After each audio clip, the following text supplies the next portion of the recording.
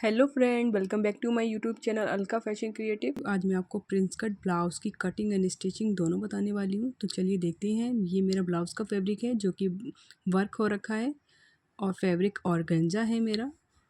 ये front part है। तो ऑर्गेन्जा फैब्रिक में मैं आपको ब्लाउज़ की प्रिंस कट ब्लाउज़ की कटिंग बताऊँगी। ये मेरा स्लीव का फैब्रिक है। स्लीव के फैब्रिक पर भी पूरे में वर्क है। ये 2 मीटर का अस्तर लिया है और साथ में मैंने लेस लिए लटकन जो मैं कमर पे लगाने वाली हूँ। तो चलिए कटिंग करते हैं प्रिंस कट ब्लाउज़ की। तो प्रिंस कट ब्लाउज़ के लिए पहले फैब्रिक को अच्छे से बिछा लेते हैं। ये मेरा ओपन साइड है इस तरफ से और ये मेरा जॉइंट साइड है। तो यहाँ से मैं लेंथ लूँगी 16। मुझे तैयार चाहिए 14.5 इंच। तो मैंने 16 पे मार्क कर लिया है। इस तरह लाइन ड्रॉ कर लेंगे और यहाँ से शोल्डर लूँगी मैं 5.5 पे क्योंकि डीप नेक है। और आर्म होल लेंगे 6.5 पे मार्क कर लेंगे। यहाँ से चौड़ाई 5.5 पे देखा और क्रॉस का निशान बनाया और यहाँ पे भी लाइन ड्रॉ कर लेंगे 6.5 पे। आर्म होल लेने के बाद थोड़ा सा मैं डाउन दूंगी। डीप नेक है, आप डाउन ना भी देना चाहो तो भी चलेगा, बट हल्का सा ही मैं डाउन दे रही हूँ।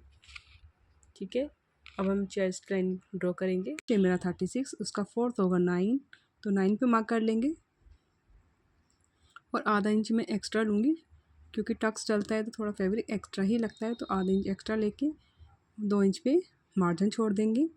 और कमर है मेरी 32, तो 8 पे मार्क करेंगे और 1.5 इंच की मैं टेक्स दूंगी और 2 इंच मार्जिन के लिए छोड़ेंगे। तो लाइन को ड्रॉ कर लेंगे मार्जिन वाली और ये फिटिंग की लाइन ड्रॉ हो जाएगी मेरी।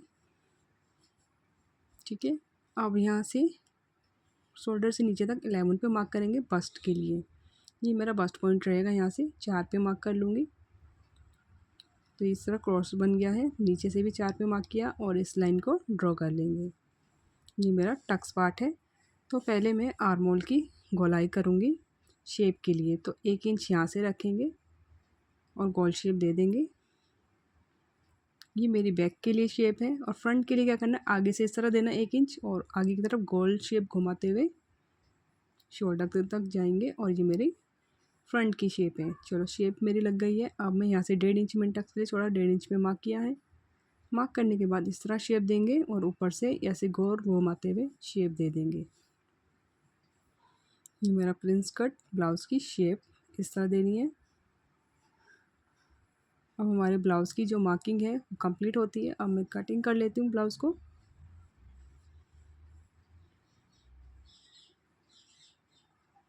तो अभी पार्ट्स को कट नहीं करना है, पहले मैं बैक पार्ट भी कट करूँगी। तो इसी पार्ट को इस तरह रखेंगे और बैक पार्ट कट कर लेंगे मार्किंग लगा के।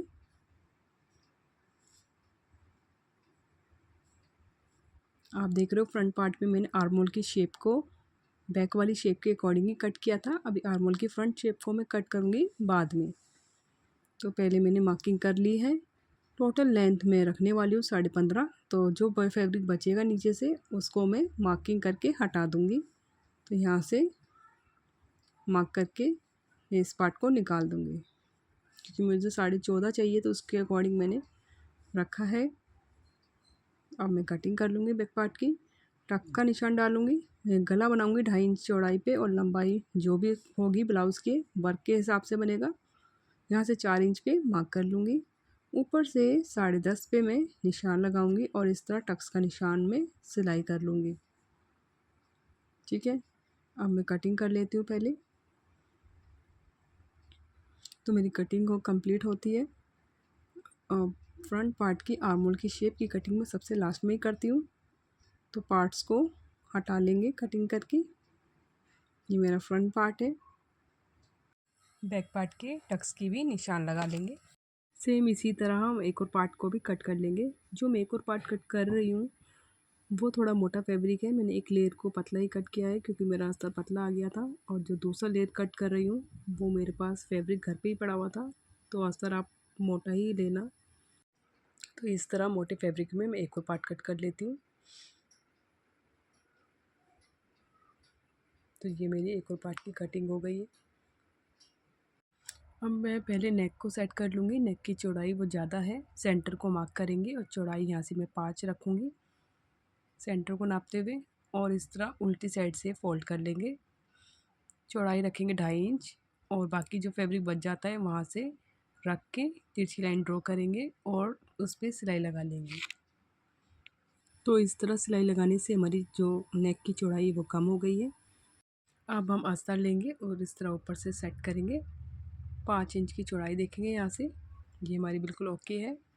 जो ब्लाउज़ का वर्क है उसके अकॉर्डिंग ही हमें सिलाई लगानी है। ब्लाउज़ का जो वर्क है नेक का, उसके अकॉर्डिंग मैं सिलाई को लगा लूँगी। जो मैंने अस्तर लिया है वो वेस्ट है, ओनली मैं नेक को बनाने के लिए अस्तर को यूज़ कर रही हूँ।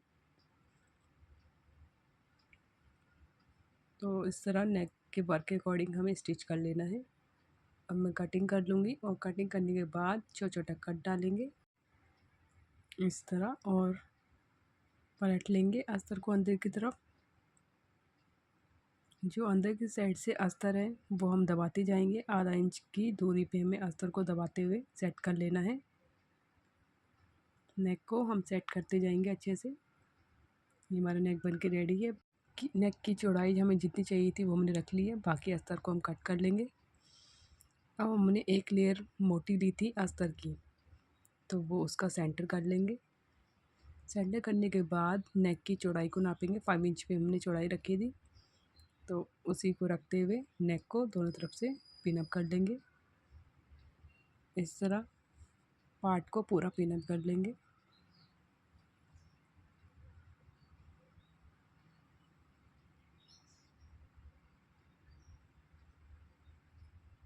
पिन अप करने के बाद मैं ब्लाउज़ की कटिंग कर लूँगी।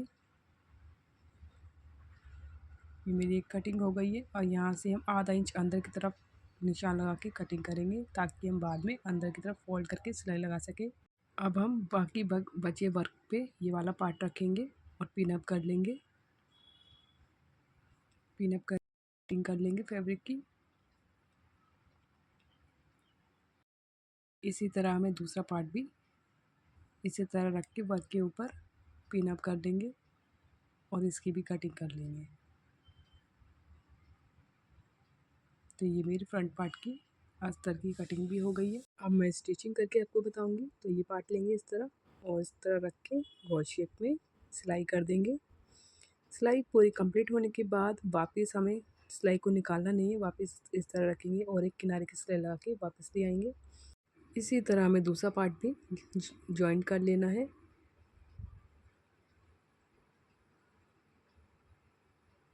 जॉइन करेंगे और एक सिलाई लगाएंगे।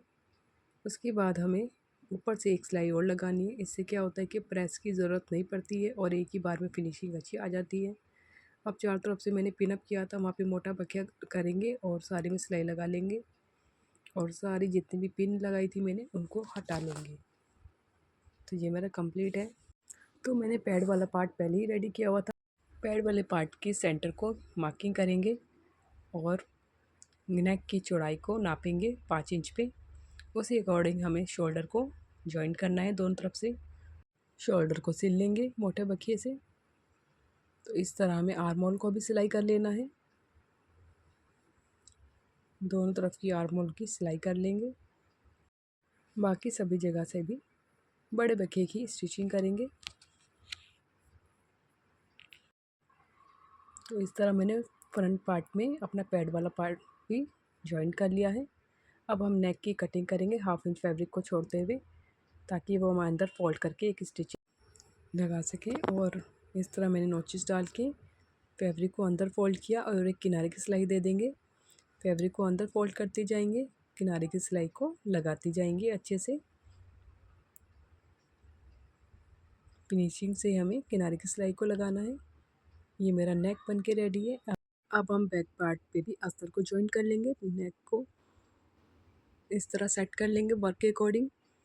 डबल फोल्ड मैंने ब्लाउज़ का फैब्रिक को रखा और यहाँ से 2.5 इंच पे मार्क करते हुए उसी अकॉर्डिंग को अस्तर रखेंगे और अस्तर को सेट करके यहाँ से तिरछी लाइन ड्रॉ करेंगे और तिरछा ही हमने अस्तर को रखना है। उसी अकॉर्डिंग मैं कटिंग कर लूँगी। मेरी कटिंग हो गई है बैक वाले पार्ट की भी। तो बैक वाला पार्ट में हुक वाला बनाने वाली हूँ, तो इसलिए ओपन रखा है मैंने। तो इस तरह रखेंगे। पहले मैं नेक की स्टिचिंग करूँगी। तो वर्क को देखते हुए मैं नेक को सिलाई लगा लूँगी इस तरह 2.5 इंच पे। सेम इसी तरह दूसरे पार्ट पे भी नेक की स्टिचिंग कर लेंगे। वर्क के अकॉर्डिंग मैंने नेक स्टिच कर लिए हैं। अब मैं कटिंग कर लूँगी, छोटा छोटा कट डालूँगी और पलट के फिर एक सिलाई लगा लूँगी।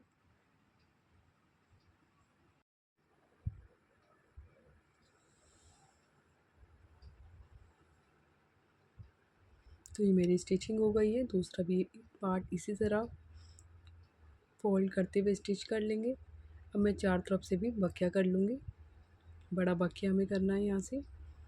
तो ये मेरा स्टिच हो गया है। दोनों पार्ट को भी इस तरह स्टिच करके एक्स्ट्रा फैब्रिक को ही कटिंग कर लेंगे।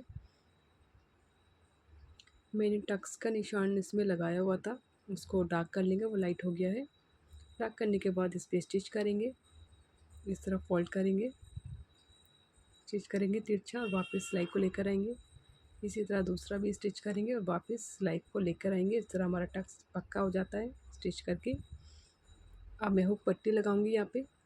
हुक पट्टी और आई पट्टी को सेम ही कट करेंगे, 2.5 इंच चौड़ी। पहले मैं हुक पट्टी आपको लगाना बताऊंगी। तो इस तरह अस्तर वाला ही हमारा फैब्रिक होता है हुक पट्टी का। एक सिलाई लगाने के बाद ऊपर से इस तरह फोल्ड करके एक्स्ट्रा फैब्रिक को कटिंग कर लूँगी। पहले किनारे की सिलाई लगाऊंगी, यहाँ से वापस फोल्ड करके ऊपर से मोटा बखिया लगाऊंगी। बाद में हुक पट्टी पे तुरपाई करके और हुक लगाने के बाद हुक पट्टी के बखिए को बाद में उधेड़ लेंगे। अब मैं आई पट्टी बनाऊंगी। तो आई पट्टी के लिए देखो, मैंने ब्लाउज़ की उल्टा रखा है, ऊपर से ऑर्गेन्जा फैब्रिक और अस्तर को इकट्ठा दोनों पट्टी को रखा। उस तरह फोल्ड करके वापस अंदर की तरफ फोल्ड करेंगे और ये एक्स्ट्रा फैब्रिक है, यहाँ से मैं कटिंग कर लूँगी। फोल्ड करके ऊपर से एक किनारे की सिलाई लगाऊंगी।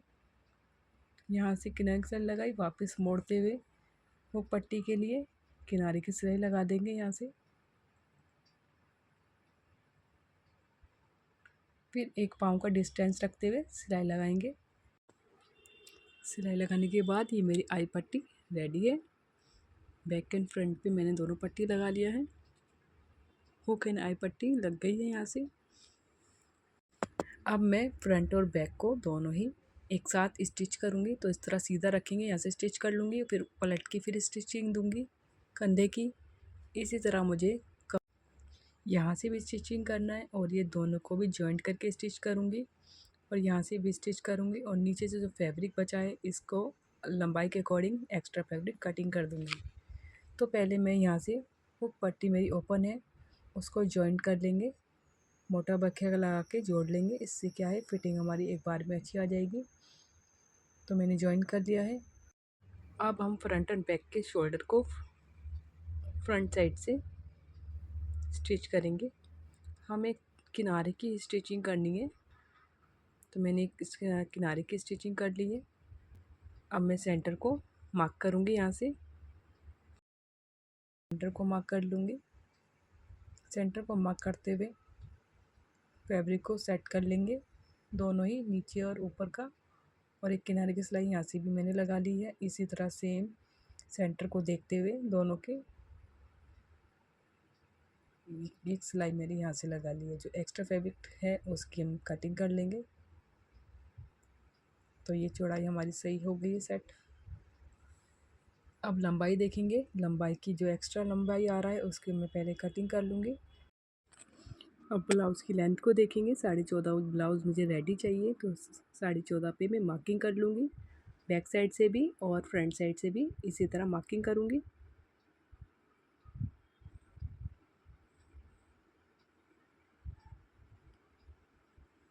तो मैं कमर पे लेस लगाने वाली हूँ, लटकन वाली। तो अब मैं पहले फ़िटिंग का निशान लगा लूँगी। तो मेरी फ़िटिंग है कमर की 32, तो उसका डबल होगा 16। तो दोनों तरफ से नापते हुए 16 हम रख देंगे। यहाँ से हुक पट्टी की एक तरफ भी 8 आएगा, हुक पट्टी की दूसरी तरफ भी 8, तो 16 मार्क कर दिया है। और चेस्ट है मेरी 36, तो उसका डबल होगा 18, तो 18 पे मार्क कर लेंगे। ये मैंने फ़िटिंग के निशान भी लगा लिए हैं। अब मैं एक स्ट्रेट पट्टी लूँगी, उसे कमर पे लगाऊँगी। जो मेरा हुक और आई पट्टी का जॉइंट वाला पार्ट था उसको मैं खोल लूँगी। स्टिचिंग उसकी खोलने के बाद मैंने लेंथ को नाप के मार्किंग की थी, तो उसी मार्किंग पे मैं पट्टी को लगाऊंगी और स्टिचिंग कर लूँगी पूरी कमर पे, पट्टी पे, फ्रंट एंड बैक साइड पे दोनों तरफ से पट्टी आएगी।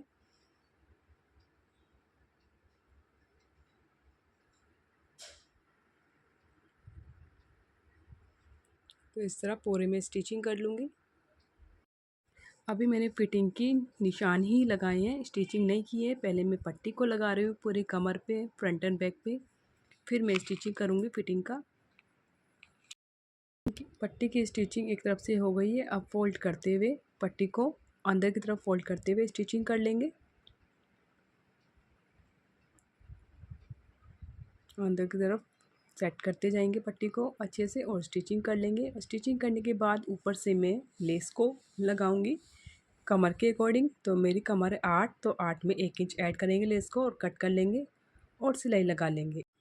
अब हम फ्रंट साइड से भी लेस को लगाएंगे, तो 8 + 8 होता है 16, तो 16 में 1 इंच और ऐड करते हुए हमारा 18 हो जाएगा। तो लेस को 18 इंच तक स्टिच करेंगे और 18 इंच के बाद कटिंग कर लेंगे। कटिंग करने के बाद स्टिच करेंगे। फिर हम आते हैं बैक पे, तो बैक पे हमारा 8 है, तो 8 पे हम 1 इंच ऐड करते हुए स्टिच करेंगे और लेस को कट कर लेंगे। तो मैंने फिटिंग के अकॉर्डिंग ही लेस को स्टिच किया है। अब मैं शोल्डर को स्टिच करूँगी। तो शोल्डर मैंने फ्रंट साइड से स्टिच किया था किनारे से। अब मैं आधा इंच की डिस्टेंस में स्टिचिंग कर लूँगी दोनों शोल्डर पे। इस तरह दोनों कंधों को सिल लेंगे। अब अपनी फिटिंग के निशान लगाएंगे। ये देखो मैंने फिटिंग के निशान पहले लगाए थे, वो लाइट हो गए थे, तो उसको डार्क कर लेंगे। फिटिंग के निशान लगा लिए हैं। तो दोनों तरफ से पहले एक किनारे की सिलाई लगाएंगे ब्लाउज़ की दोनों तरफ से। पहले मैंने फ्रंट साइड से स्टिच किया था किनारे की सिलाई से, अब मैं उल्टा करके किनारे की सिलाई लगा रही हूँ। अब मैं फिटिंग की पर सिलाई लगाऊंगी। दोनों तरफ से सिलाई लग गई है। ये मेरा फिटिंग का निशान जो लगाया था मैंने अभी, इस पर स्टिच करेंगे। ब्लाउज़ की फिटिंग की स्टिचिंग करने के बाद मेरा ब्लाउज़ रेडी है, देख सकते हो। तो इस ब्लाउज़ की स्लीव में भी वर्क था, उस पर भी मैंने अस्तर लगा के स्लीव को अटैच किया है। जो अटैच करने के बाद इतना ब्यूटीफुल लुक आया है ब्लाउज़ का। तो मेरी वीडियो आपको कैसी लगी, please like, subscribe and share. Bye friend, thanks for watching.